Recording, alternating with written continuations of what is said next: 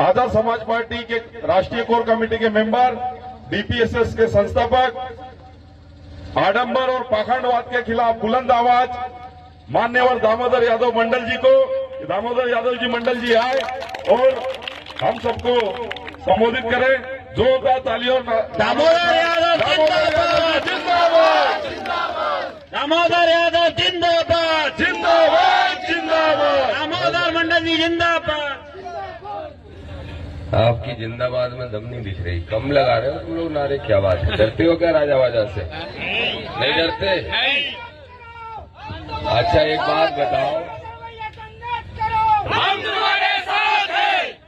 हम तो बेटा संघर्ष कर ही रहे हैं, लेकिन कितने लोग साथ हैं ये देखने के लिए आए हैं। तो ये बताओ, रुको रुको अभी हाथ मत उठाओ, पहले ये बताओ, मैं ऐसा मानता हूं इस भारत की धरती में एक ही बाबा साहब हुए हैं, और अगर तुम भी ऐसा मानते हो कि नकली आवा बाबा नहीं असल कोई असली बाबा है तो वो बाबा साहब अम्बेडकर हैं, तो सारे लोग ताली बजाओ। अब और जिनको भी आवा बाबा कहते हो वो न बाबा है, न ढाबा है, न टाबा है, ठीक है? वो हमारे तुम्हारे वोटों से जीत के जाने वाले लोग हैं। जिस दिन इनकी नोटबंदी कर दोगे उसी दिन इनकी नसबंदी हो जाएगी, नसबंदी, ठीक है कि नहीं? बाबा साहब ने तो पहले भी नसबंदी की।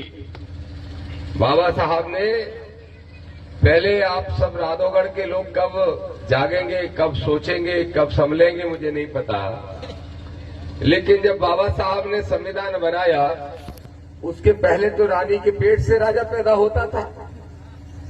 अब आप थोड़े से सुधरे, अब आपने राजा के पेट से राजा ना पैदा करके राजा के पेट से बाबा पैदा करना शुरू कर दिए। राजा के पेट से एक आदमी को पैदा होने दो रानी के पेट से, और फिर लोकतांत्रिक व्यवस्था में अगर जनता उसको चुन के भेजती है तो जरूर उसको अवसर मिल जाता है। लेकिन जरा सोचो मेरे भाइयों कि जनता है कौन?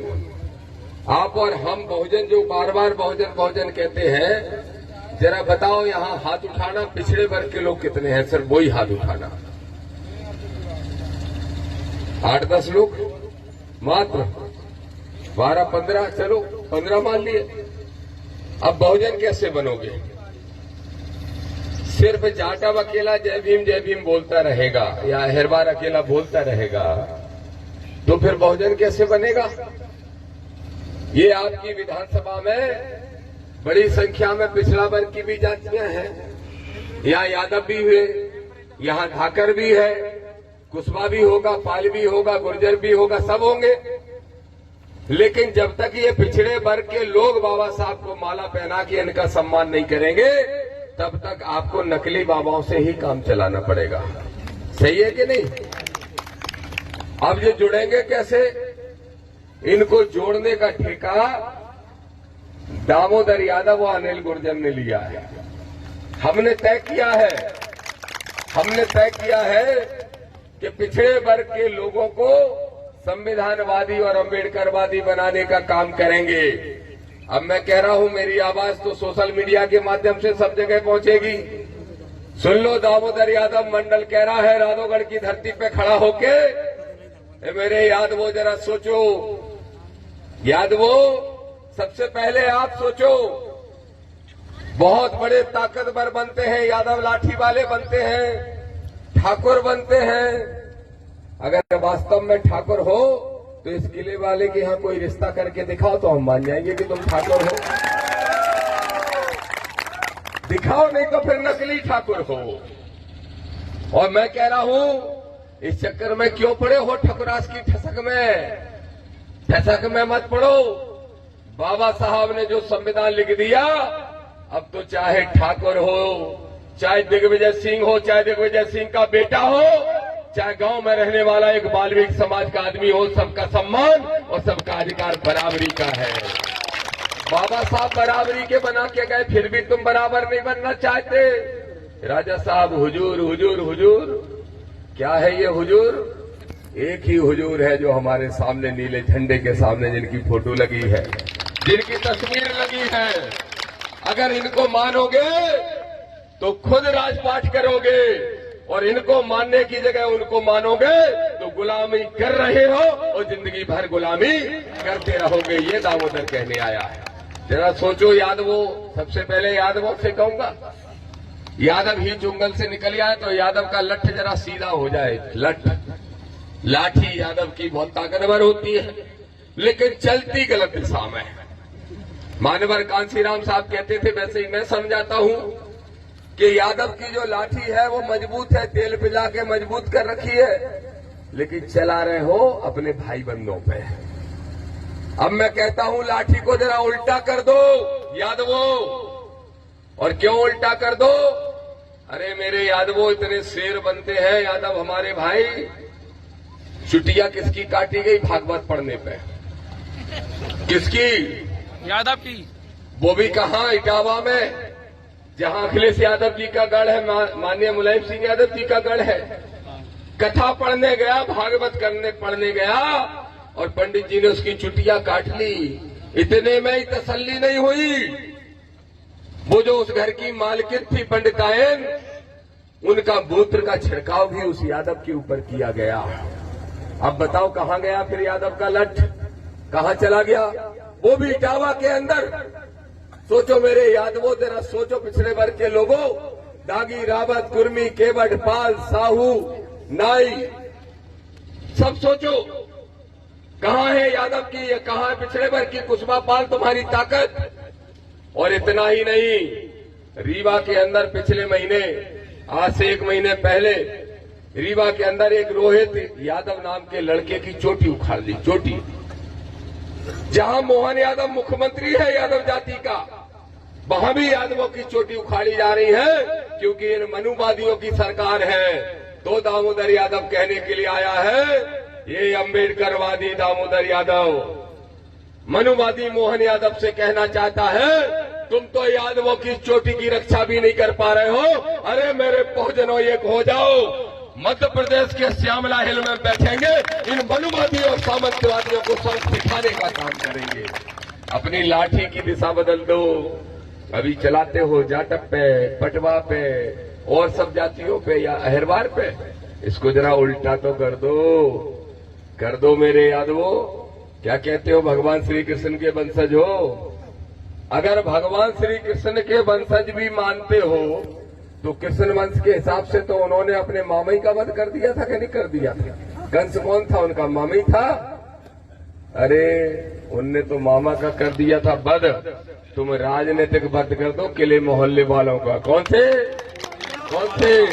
जिन्होंने किले बनवाए हमारे पुरखों से चाबुक की दम पे, बिना मजदूरी दिए?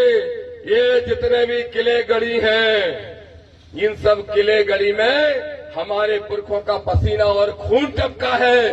दामोदर वादा करने आया है, अगर बहुजन एक मुट्ठी बन के खड़े हो गए, इन सारे किलों के अंदर इनको निकाल के स्कूल खुलवाने का काम दामोदर यादव करेगा। ये राजपाल का कहना है। बोल रहे हैं हमारे नेताओं, डर लग रहा हो किसी को तो उठ के चले जाना, और सामने भी डर लग रहा हो तो उठ के चले जाना। दामोदर तो कफन बांध के निकला है। कफन, और कफन मरने के लिए नहीं बांधा है, संविधान विरोधियों को मारने के लिए बांधा है। ये भी ध्यान रखना। इसलिए मैं कह रहा हूं मेरे साथियों राधोगढ़ के कि अब तो आजाद हो जाओ। देश तो 1947 में आजाद हो गया, तुम कब आजाद होगे? आपके यहां का विधायक कह रहा है राजा का छोरा ही है, नकली राजा का असली छोरा। क्या कह रहा है? यूजीसी का नियम तो गलत बना है। यूजीसी का वीडियो वायरल हो गया, पूड़ी खा रहा था, बहुत मस्त था पूड़ी खाने में। छोटा है मुझसे, ये भी जो है मुझसे छोटा है, तो पूड़ियां खा रहा, रसगुल्ला खा रहा, और उसी में बोला हाँ यूजीसी का नियम बहुत गलत बना, वापस होना चाहिए। सरकार कैसे बना सकती है?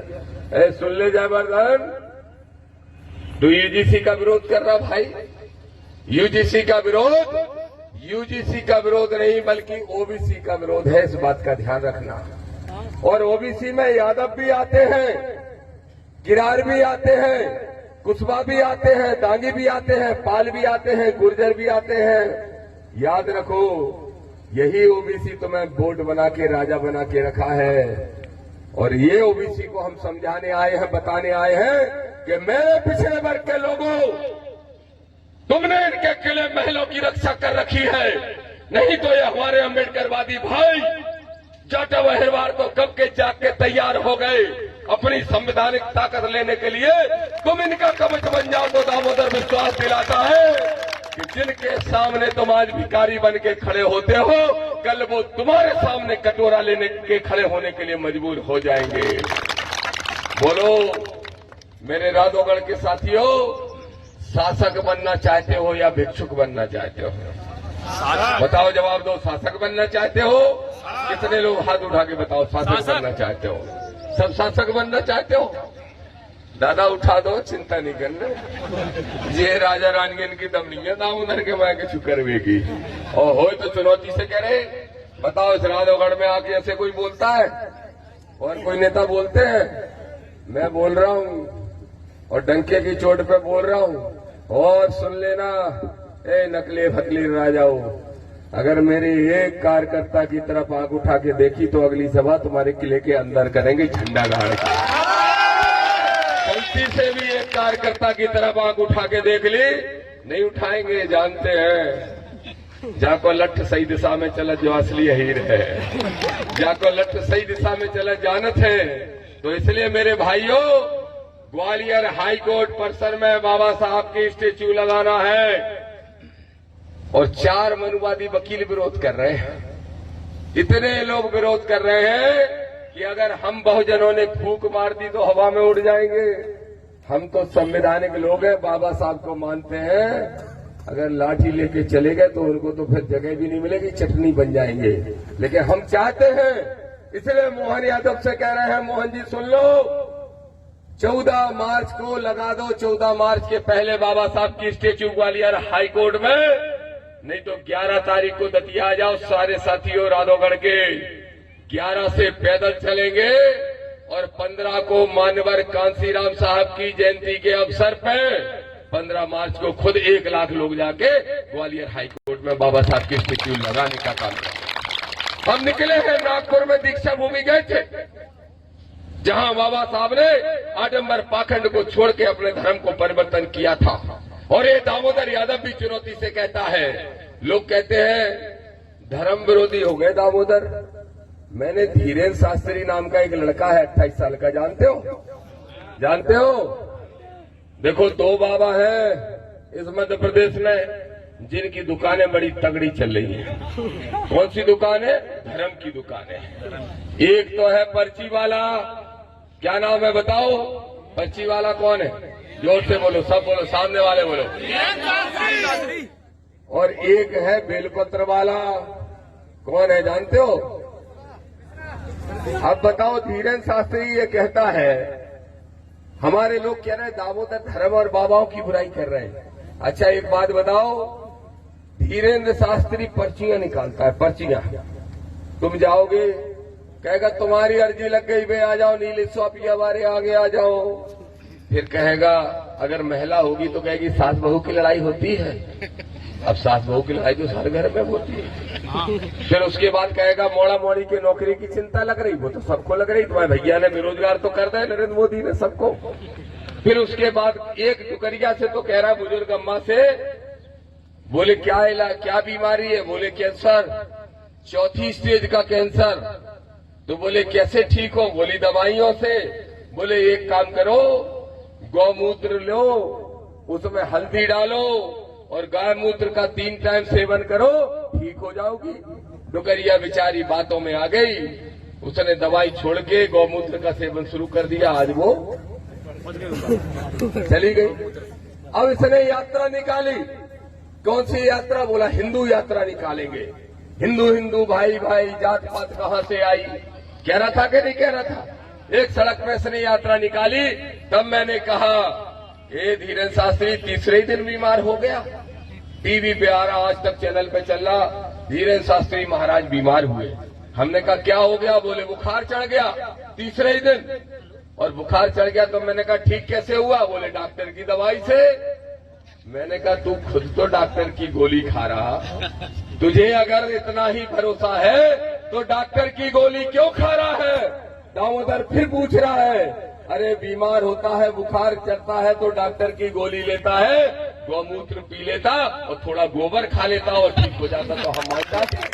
लेकिन नहीं, तुमको गाय का मूत्र पिलाएंगे और खुद पिएंगे क्या, जो बताने की जरूरत नहीं है, खुद हिसाब लगा लो। और तुम्हारे पैसों से तो बताओ, ऐसे बाबाओं का इंतजाम होना चाहिए कि नहीं होना चाहिए? बताओ। होना चाहिए। दूसरा बाबा जो है वो क्या करता है? उसका नाम है प्रदीप मिश्रा। क्या कह रहा है? तुम्हारा बच्चा चाहे 1 मिनट भी ना पढ़ा हो, साल भर में 1 दिन भी ना पढ़ा हो, लेकिन शंकर जी पे बेलपत्र चिपकाया और शहद लगा के सोई तुम्हारा बच्चा पास हो जाएगा। और जब परिणाम आए परीक्षा के तो उसी के बच्चे खुद के फेल हो गए। अब आप बताओ, उसकी बात मानना चाहिए क्या? मानना चाहिए?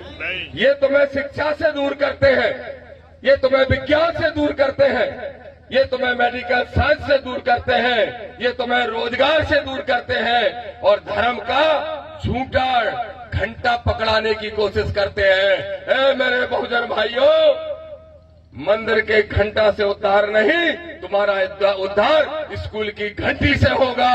और ध्यान रखो, जब तक भिखारी बने रहोगे तब तक कुछ नहीं होगा, शासक बनना है। 15 तारीख को ग्वालियर के हाई कोर्ट में बाबा साहब की स्टेच्यू लगाना है और 2028 में विधानसभा के चुनाव में मध्य प्रदेश की विधानसभा में नीला झंडा गाड़ना है। बोलो तैयार हो? अगर तैयार हो तो तब हम मानेंगे जब राधौगढ़ में भी गाड़ने का वादा करो। राधौगढ़ में नीला झंडा गाड़ना चाहते हो? तुम्हारी कसम खा रहे, एक बार इच्छा तो कर लो, हम तो किले पे फहराए हैं जाके। मन तो बना लो तुम दुष्टो। तैयार हो के नहीं हो? तैयार? तो अब चिंता मत करो। जैसा अस्ते जी कह रहे थे कि किसी ने गड़बड़ कर दी, हमें नहीं मालूम किसने गड़बड़ कर दी, लेकिन इस बार जो प्रत्याशी होगा वो बिकाऊ नहीं होगा, टिकाऊ होगा। टिकाऊ होगा, बिकाऊ नहीं होगा। और ऐसा टिकाऊ होगा कि अगर उसको कोई आग उठा के देखेगा या उसके कार्यकर्ता को तो लड़ने जाएगा। और देखो मेरे यादवों, देखो मेरे धाकर समाज के लोगों, जो यहाँ बड़ी संख्या में पिछड़ा वर्ग में है, गुलामी बंद कर दो। मैं देख रहा था, मेरी एक सभा हो रही थी इसी विधानसभा, मेरी और चंद्रशेखर भाई की, और आ रहे थे हम संयुक्त रूप से सभा करने, पर मैंने कहा पहले देख तो लो प्रत्याशी क्या कर रहा है, नहीं कर रहा है। और मैं अगर आ जाता, चंद्रशेखर भाई को ले आता, कितने वोट से जीते ये राजा कुंवर?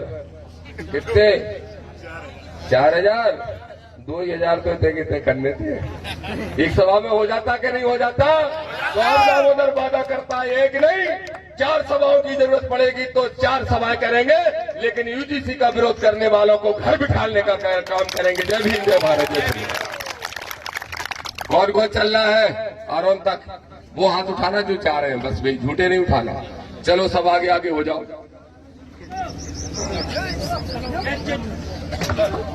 जय जय जय जय जय भीम, जय भीम, जय भीम, और जय जय जय जय जय भीम, जय भीम, जय भीम। दामोदर मंडल जी जिंदाबाद, जिंदाबाद, जिंदाबाद, दामोदर मंडल जी जिंदाबाद, जिंदाबाद, जिंदाबाद। दामोदर यादव जी संघर्ष करो, हम तुम्हारे साथ हैं, दामोदर यादव जी संघर्ष करो, हम तुम्हारे साथ हैं। और जय जय